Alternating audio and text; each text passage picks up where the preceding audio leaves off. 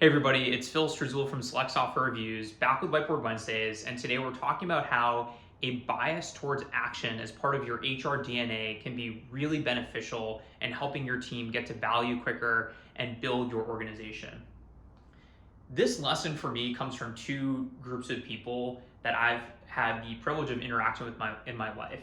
The first is folks in the military. When I especially was doing my MBA program, the people that came from a military background would always emphasize how a bias towards action was so important in their training. And this is important in combat with tactics, it's important with things like supply logistics, navigation, basically everything.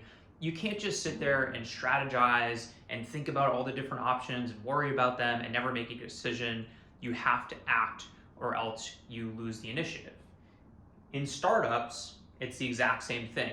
So this really smart, great entrepreneur called Jesse Pujji just posted on Twitter all his learnings from starting several different companies, and one of them was a bias towards action. Because in startups, if you don't do something, you never know if it's going to work or not. And so if you start to make progress and actually act, you're able to see the results, get some data, iterate, and have sort of that agile methodology that helps you get to your end goal much faster and much more impactfully. People operations, I want to hit three different examples that I've seen go poorly as well as really well. So new applicant tracking system, I think this is something that a lot of teams put off for a really long time.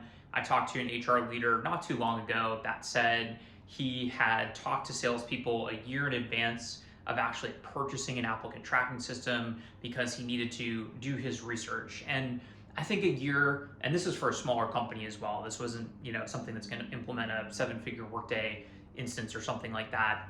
I think that a year is way too long, and you're wasting your time, you're wasting the vendor's times, and you're hurting your company because if you need a new ATS, you need a new ATS, and you should just do it and move forward.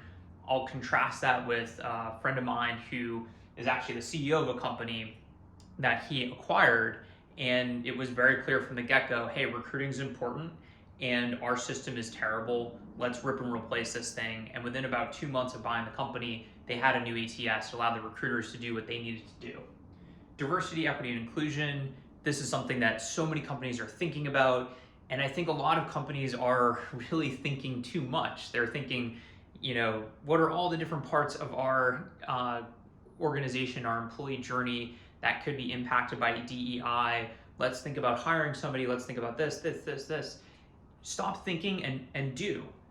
If you've got a pipeline problem, go to job boards that focus on underrepresented groups that you're trying to target. If you've got a leaky bucket in your culture where people are churning at a much higher rate, if they come from underrepresented groups, then work on your culture. Hire a consultant, do some training, figure out how to build those ERGs, etc. That's going to help you get to value and iterate and learn quicker than just thinking and strategizing. The last one, which to me is sort of the canonical example of this, is the career website. So many companies I've seen try to get the pixel perfect career website with the best people on there, the best landing pages, etc.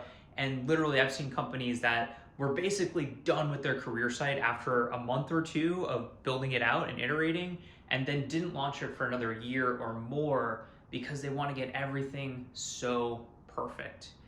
And on the flip side, I've seen companies that launch a new career website in a week, and they realize that the thing they've got right now is an F on an A to F scale.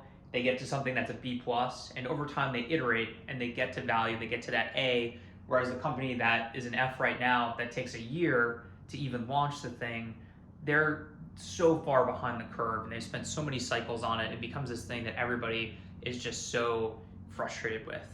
So I hope that this is an interesting way for your team to think a little bit more about how to ingrain a bias towards action in your DNA.